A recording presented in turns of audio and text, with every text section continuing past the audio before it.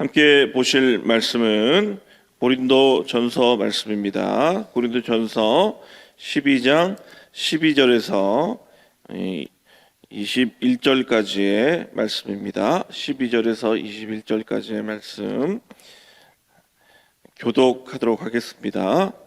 몸은 하나인데 많은 지체가 있고 몸의 지체가 많으나 한 몸인과 같이 그리스도도 그러하니라. 헬라인이나 종이나 자유인이나 다 한 성령으로 세례를 받아 한 몸이 되었고 또 다 한 성령을 마시게 하셨. 몸은 한 지체뿐만 아니요 여럿이니 발이 이르되 나는 손이 아니니 몸에 붙지 아니하였다 할지라도 이로써 몸에 붙지 아니한 것이 아니요 또 귀가 이르되 나는 눈이 아니니 몸에 붙지 아니하였다 할지라도 이로써 몸에 붙지 아니한 것이 아니니 온몸이 눈이면 듣는 곳은 어디며 온몸이 듣는 곳이면 냄새 맡는 곳이 어디냐. 그러나 이제 하나님이 그 원하시는 대로 지체를 각각 몸에 두셨으니 다 한 지체뿐이면 몸은 이제 지체는 많으나 몸은 하나라. 눈이 손들어 내가 너를 쓸 데가 없다 하거나 또한 머리가 발더러 내가 너를 쓸 데가 없다 하지 못하리라. 아멘. 삼위일체 공동체라는 제목으로 여러분들과 함께 말씀을 나누겠습니다. 어제와 말씀을 연하여서 12장부터 시작되는 이 방언에 대한 은사에 대한 문제를 위하여서 사도 바울이 1절부터 3절까지 가장 큰 은사 예수를 나의 구주로 고백하는 선물을 주셨다라고 1절부터 3절에 딱 못을 박아두고 4절부터 이제 계속되는 은사에 대한 설명을 진행을 하고 있습니다. 고린도 교회의 가장 큰 문제가 이 방언에 대한 문제라고 말씀을 드렸는데요. 방언 자체는 여러분 문제가 없죠. 하나님 주신 좋은 선물입니다. 다만 이 방언을 함으로써 어떻게 우리가 교회를 세울 수 있는지, 공동체를 세울 수 있는지를 고민해야 하는데 하나님 주신 은사가 마치 자신의 신앙을 과시하기 위한 용도로 쓰일 때에 문제가 있었다는 것이죠. 여러분, 그래서 오늘 말씀을 통하여서 크게 은사에 대한 세 가지 정도의 설명을 드리고 마무리를 하겠습니다. 첫 번째, 은사는 4절부터 21절 그리고 사실 31절까지 계속되는 논의가 무엇이냐면 은사는 다양하다는 거예요. 다양합니다. 오늘 말씀에 어제의 말씀에 보니까 7절부터 11절까지 여러 은사에 대해서 나열을 하고 있습니다. 지혜, 지식, 성령, 병 고치는 은사, 능력 행함 예언, 영들 분별, 방언, 통역들이 있습니다.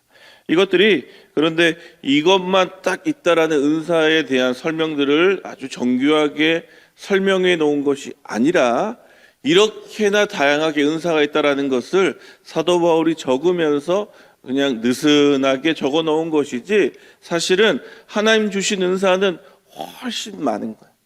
훨씬 많습니다. 여러분, 그렇다면 이 은사가 다양하다라는 것은 무엇을 의미를 할까요? 하나님이 각 사람, 우리 모두에게 특별히 각 사람에게 주신 하나님 주신 달란트는 다 다르고 달란트가 다양한 만큼 교회는 다양한 사람들이 모인다는 것입니다. 여러분, 이것을 반드시 우리는 잘 기억을 해야 돼요. 교회는 획일적인 사람들이 모이는 곳이 아닙니다. 교회는 자신의 개성을 철저히 말살시켜서 자기 이야기는 하지도 못하게 하고 교회에서 말한 대로만 순종하게 해라고 하는 일률적인 공동체가 아니에요. 여러분, 이것이 교회의 신비입니다. 각 사람, 그 사람의 배경, 그 사람의 외모, 그 사람이 가지고 있는 학력, 은사가 아주 다양한데 모여서 하나가 되는 거예요. 이것이야말로 교회가 허락되어지고 있는 하나님의 놀라운 은혜라는 것이죠. 3절에 보니까 4절, 5절, 6절 어제 보니까 은사는 여러 가지다. 5절에 보세요. 직분은 여러 가지나. 7절 각 사람에게 6절 사역은 여러 가지나. 자꾸 반복하는 게 뭐예요? 여러 가지다. 여기 은사는 카리스마타 하나님의 선물이고요. 직분은 디아코니아이 집사라는 직분을 설명하는 집사, 장로라는 직분을 설명한 단어고, 사역은 에네르게마타, 에너지에 되는 이 원료에 되는 단어로서 어떤 사역의 결과물들을 얘기합니다. 다양하다는 거예요. 같을 수가 없는 것입니다. 7절에도 보십시오. 각 사람에게 우리 안에 있는 다양한 공동체의 구성원들이 각 사람에게 주신 하나님의 놀라운 은혜와 그 사람의 재능과 그 사람의 가지고 있는 여러 가지의 양상들이 교회를 섬기는 다양함으로 함께하고 있다는 것입니다.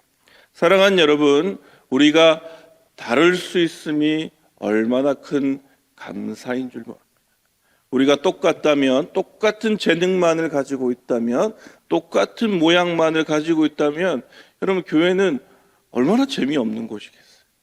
우리가 다양하기 때문에, 다르기 때문에 그 사람의 장점을 보고, 그 사람의 배울 점을 보고, 그 사람이 가지고 있는 여러 모습을 보면서 우리는 함께 하나 되어 아름다운 모습들로서 교회는 지어져 가는 것입니다.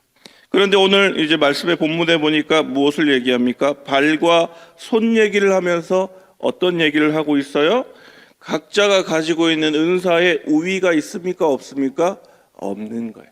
가르치는 은사면 가르치는 은사로서 하나님 주신 감사함이 있고요. 또한 말씀을 강론하고 또 이제 병을 고치는 은사나 방언 말하는 은사든지 모든 것이 하나님이 주신 좋은 은사라는 것입니다.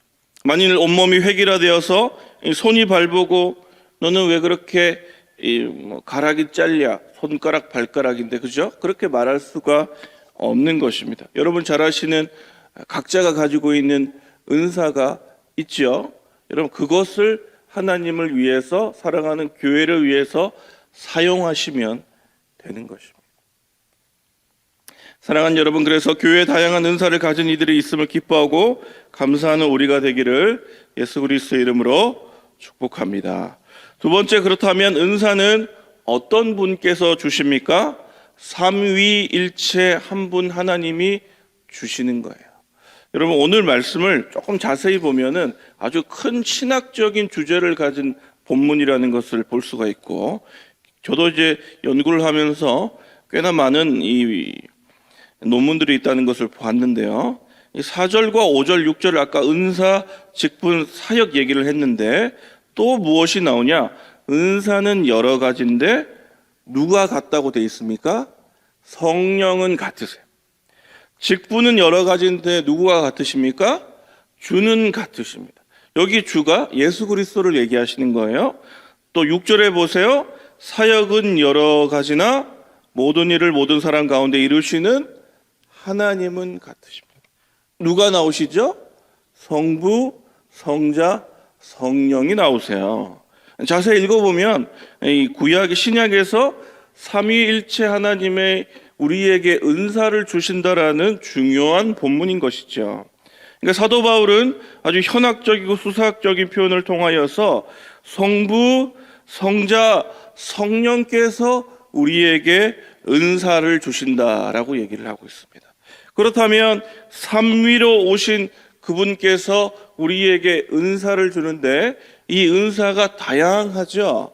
그러니까 교회는 어떠한 공동체냐면 가장 신비로운 공동체인데 삼위일체적 교회라는 거예요. 삼위일체적 교회, 조금만 제가 더 설명을 해보도록 하겠습니다. 이것이 교회 공동체의 존재 양식이자 신비로운 양태입니다. 미로슬라브 볼프라는 신학자는 이렇게 얘기를 했어요. 교회는 삼위일체 하나님의 형상을 따라 존재하는 공동체다. 오늘 여러분 직장 안 가시니까 조금 이제 설명을 길게 하자면, 왜 그렇습니까? 삼위일체는 어때요? 신비롭죠. 세계인데 하나란 말이에요. 세계 삼위인데 하나시고 구별되지만 서로를 위해 섬기며 가장 사랑하는 공동체로서, 교제하는 존재로서, 공동체로서 삼위일체 하나님이 존재합니다. 그러므로 교회가 삼위일체 하나님을 따라간다는 건 뭐예요? 우리는 획일성도 거부하는데 개인주의도 동시에 거부되는 공동체라. 하나이지만 연합되지만 각각의 은사와 개성이 살아있는 공동체라는 거예요. 뭐와 비슷합니까? 삼위일체 하나님과 유사한 그분의 존재 방식을 그대로 따르는 아주 신비로운 공동체라는 거예요. 그래서 여러분, 세상에 하나님을 믿지 않다가 교회를 들어오는 새 가족들이 부담스러워하는 게 뭐예요? 왜 이렇게 자기 이야기를 많이 하냐? 너무 부담스럽다. 개인주의가 없는 거, 좀 자기 프라이버시가 없는 거 아니냐? 이렇게 막 물어보지 않습니까? 그러나 교회는 그렇지 않습니다. 자신의 개인의 성향을 잘 존중하되 그러면서도 하나가 되는 공동체.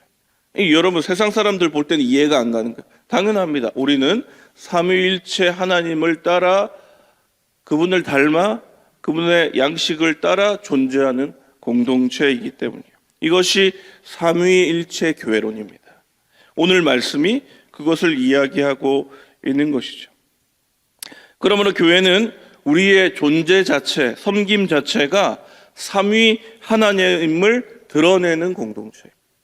우리는 하나이고 서로의 개성이 존중되고 서로의 은사가 존중되지만 동시에 하나인 공동체. 그러면서 자신 개개인의 삶이 존중되는 신비로운 공동체. 들어오지 않으면 설명이 안 돼요. 설명이 안 되는 거예요.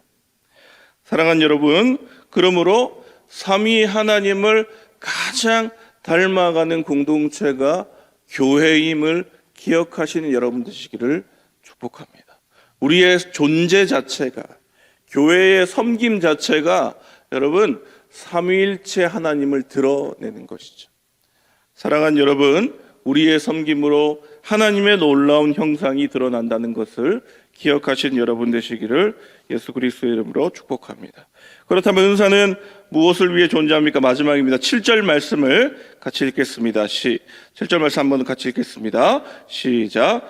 각 사람에게 성령을 나타내심은 유익하게 하려 함이라. 은사는 결국 무엇을 위해 존재합니까? 유익하게 하려 하는 거예요. 무엇을 유익하게 합니까? 나를 유익하게 하는 것이 아닙니다. 우리 교회를 살아가는 공동체를 서로를 위해서 존재하는 것입니다. 마치 인간이 존재하기 전부터 삼위 하나님께서 존재하시며 서로를 사랑하시며 섬기셨던 것처럼 은사는 서로를 섬기기 위해서 존재하는 거예요. 여러분, 방언이 아무리 유창하게 있을지라도 저희 교회는 약간의 이렇게 새벽기도 나왔을 때 조금 방언을 지양하죠. 왜 그렇습니까? 혹여나 우리의 방언 기도가 다른 이들의 기도를 방해할까 봐 그렇습니다.